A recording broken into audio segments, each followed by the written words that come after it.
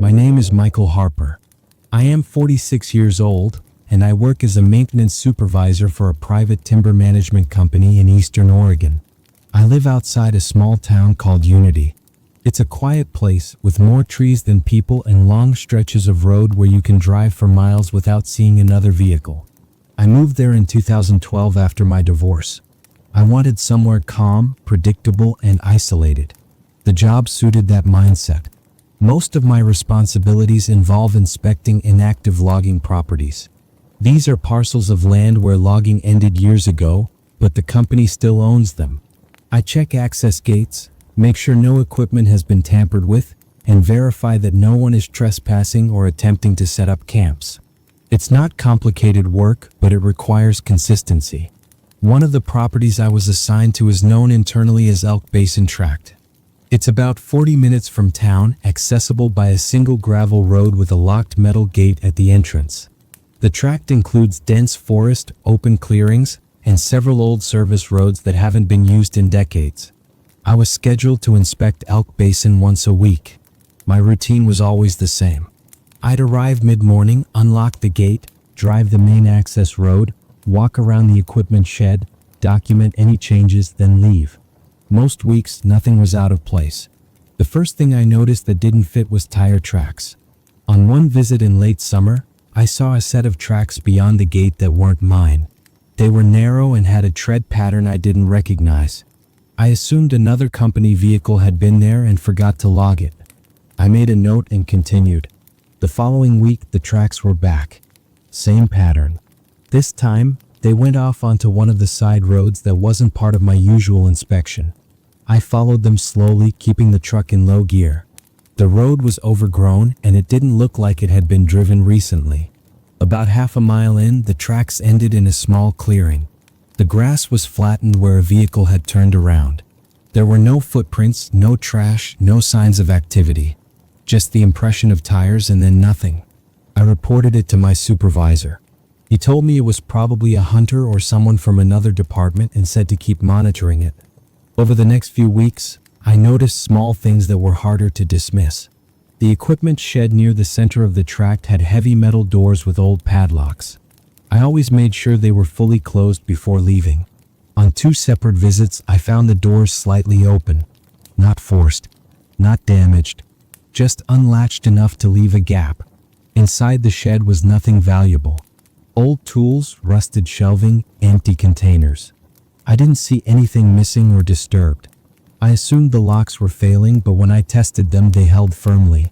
The first time I found the chair was in early October. It was a simple folding chair, the kind you'd bring to a backyard barbecue. Metal frame. Faded blue fabric.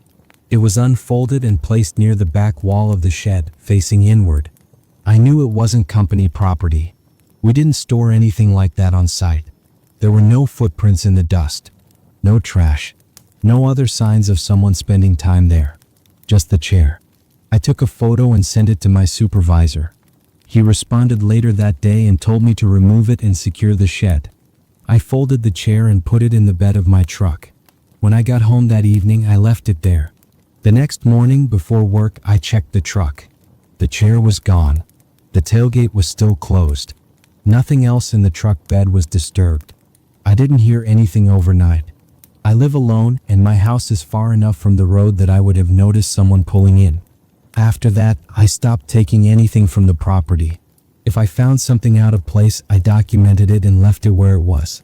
The chair returned twice over the next month. Once it was folded and leaning against the wall. Another time, it was unfolded again in nearly the same position as before, always facing the back wall. I never encountered anyone. The property was quiet. No voices, no vehicles, just wind through the trees and the usual wildlife sounds. I did start noticing other subtle changes. A patch of ground near the tree line had been cleared of brush. Stones were stacked neatly near one of the old roads. Nothing dramatic. Nothing that suggested someone was living there. Just signs of brief, deliberate presence. In December, snow began to fall. That made things clearer. On my second visit after the snowfall, I saw footprints. There was a single set leading from the tree line to the equipment shed and back. The steps were evenly spaced, shallow, and slow-looking. Not rushed. Not wandering. The footprints stopped at the edge of the forest. There were no tire tracks that day. No indication of where the person came from or went after that. I documented it and contacted my supervisor again. This time, the company decided to suspend inspections for the winter and lock down the tract entirely. I didn't return to Elk Basin until the following spring. When I unlocked the gate in April, everything looked normal. No new tracks. No disturbed ground. The shed doors were closed and locked. Inside, the chair was gone. There were no new signs of activity. No cleared patches. No stacked stones. It was as if nothing had happened. I still work the same job. I still inspect Elk Basin tract regularly. I've never found the chair again. But occasionally when I check the back wall of the shed, I notice faint scuff marks in the dust. They look like something was moved there and then taken away. They fade over time, but they tend to reappear. I don't speculate about it. I don't assign meaning to it. I write it down, finish my inspection, and lock the gate on my way out. My name is Anthony Miller. I am 39 years old, and in 2018, I worked as a regional delivery driver for a medical supply company based in Wichita, Kansas. I had been with the company for almost 6 years at that point. My job was straightforward.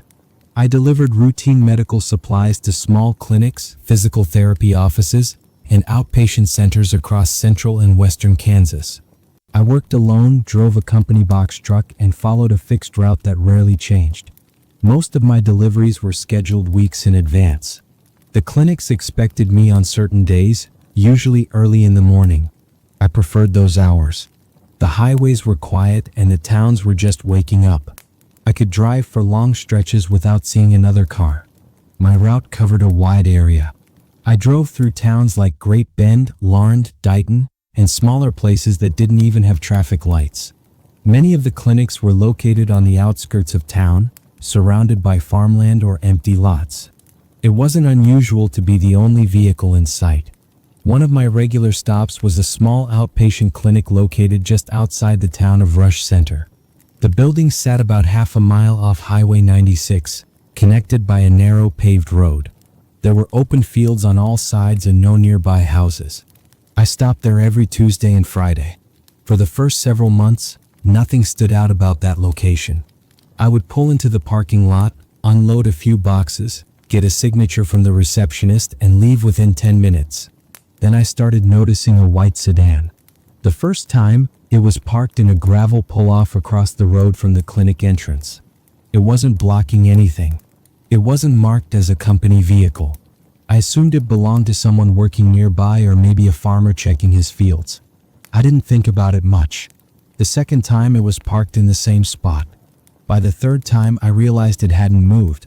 It was always positioned the same way, angled slightly toward the road, facing the direction I arrived from. The windows were tinted, but lightly enough that I could see the outline of the front seats. I never saw anyone inside. At first, I told myself I was overthinking it. Rural areas have fewer cars, so the same one stands out more. That made sense. Over the next 2 weeks, I began to notice the sedan at other stops on my route. Not every stop, just certain ones. It would be parked nearby, usually off the road, sometimes in a gravel lot, sometimes along a shoulder. Always stationary. Always there when I arrived. And always gone by the time I finished my delivery and drove away. I never saw it pull in or leave. It was simply present and then it wasn't. I paid closer attention after that. The sedan never followed me between locations. I never saw it driving on the highway behind me or passing me going the other direction. It only appeared when I was stopped.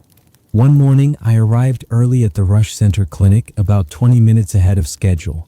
The sedan was already there. Another day, I arrived almost an hour late due to a delay at a previous stop. The sedan was still there. I mentioned it casually to the receptionist at the clinic. I asked if she knew who owned the white car across the road. She looked outside and said she hadn't noticed it before.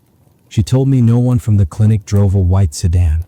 After that conversation, I became more aware of how consistent the pattern was. I decided to change my routine slightly. Instead of stopping for coffee at the same gas station every morning, I skipped it. I left my house earlier one day and later the next. I took different county roads where possible, even though they added time to my route. None of that changed anything. At certain clinics, the sedan appeared. At others, it didn't. There was no obvious pattern tied to location size or distance. I never felt directly threatened. The car never blocked me, never approached me, and no one ever tried to speak to me. But the repetition made it difficult to ignore. One morning near Dighton, the sedan was parked closer than usual. It was less than 20 feet from where I backed my truck in. I stood for a moment before getting out, watching the car. Nothing happened. No door opened. No engine noise. No movement behind the tinted glass. I completed the delivery and left. In my side mirror, I could see the sedan still parked where it was. Later that afternoon, my supervisor called me. He asked if I had been making unscheduled stops or spending extra time at certain locations. I told him no. He said a client had contacted the company, concerned about seeing our delivery truck parked alongside an unmarked vehicle at multiple clinics. I told him about the white sedan and explained that I had noticed it for weeks. He didn't have an explanation. He said he would pass the information along to management and told me to continue my route as usual. After that call, the sedan stopped appearing. It didn't happen gradually. It was just gone. The next time I stopped at the Rush Center Clinic, the gravel pull-off was empty. No fresh tire tracks. No parked vehicles. Over the next few weeks, I didn't see the sedan anywhere on my route. No one from management ever followed up with me. There were no official reports or explanations. Several months later, I was reassigned to a different delivery region closer to Wichita. Before my last day on the old route, I stopped at the Rush Center Clinic one final time. While waiting for paperwork, I asked the receptionist again if she had ever noticed a white sedan parked across the road in the mornings. She said no. Then she paused and added that sometimes early in the day, she noticed tire tracks in the gravel pull-off even when no car was there. She said she assumed someone had turned around there overnight. I finished my delivery and left. I still work in logistics, though not as a driver anymore. I think about that period occasionally, mostly because it ended without explanation. I don't know who the car belonged to or why it appeared when it did. It never escalated into anything more. It was just a presence that followed a routine for a while and then stopped. I don't draw conclusions from it. I just remember it as something that didn't fit neatly into the rest of my workdays. My name is Robert Hayes. I am 58 years old, and I spent most of my adult life working for the State Parks Department in northern Maine. I started that job in my late 20s and stayed until I retired in 2020. For over 3 decades, my responsibilities were mostly the same. I handled maintenance, inspections, and seasonal preparation at a state-managed campground near Moosehead Lake. It was a remote area surrounded by forest and water, with long winters and quiet summers. The campground operated from late May through early October. During the peak season, it was busy enough to require a full staff. During the shoulder months, especially September and October, things slowed down significantly. By then, most campers were gone, and my role shifted almost entirely to inspections and upkeep. In my final year before retirement, I was assigned to handle off-season checks almost exclusively. That meant driving out to the campground once or twice a week after it had officially closed, making sure no one was camping illegally, checking restrooms, and ensuring there was no damage from weather or wildlife. The campground had 28 campsites arranged along a loop road. Each site had a picnic table, a fire ring, and a cleared area where a tent or small camper could be set up. The sites were spaced far enough apart that even during the busy season, it felt quiet. During inspections, I followed the same routine every time. I entered through the main gate, drove the loop slowly, stopped at each site, and made notes. I checked restrooms last and then locked up before leaving. In early September, I noticed something minor at one of the sites near the back of the loop. The fire ring had ash that looked disturbed, not scattered by weather, but rearranged slightly. The picnic table surface was clean, wiped down more than I would expect after weeks of disuse. There were no food scraps, no trash, no footprints I could clearly identify. I assumed someone had camped overnight without registering and left early.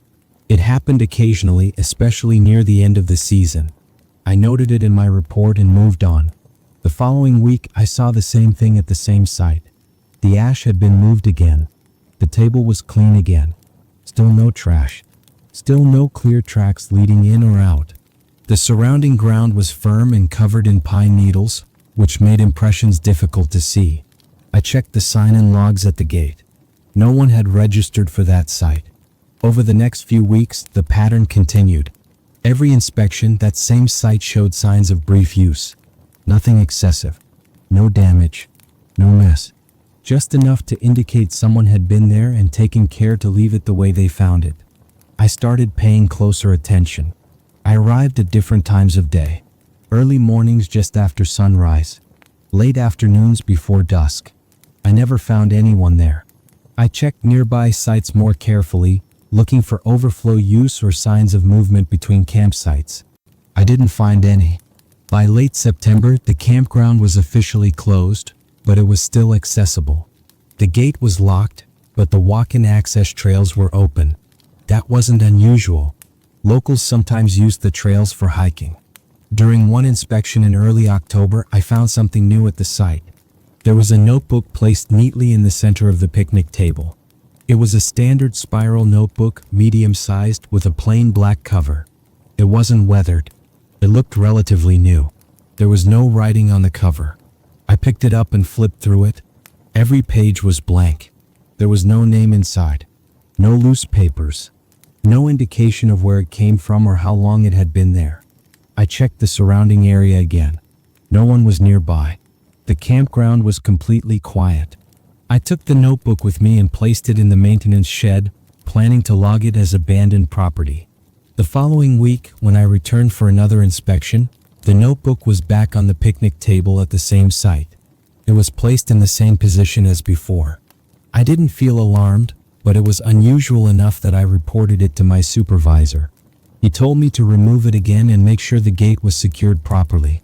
I did as instructed. I took the notebook and locked it in a cabinet at the shed. I double-checked the gate before leaving. On my next inspection, the notebook was gone. The site showed no signs of recent use.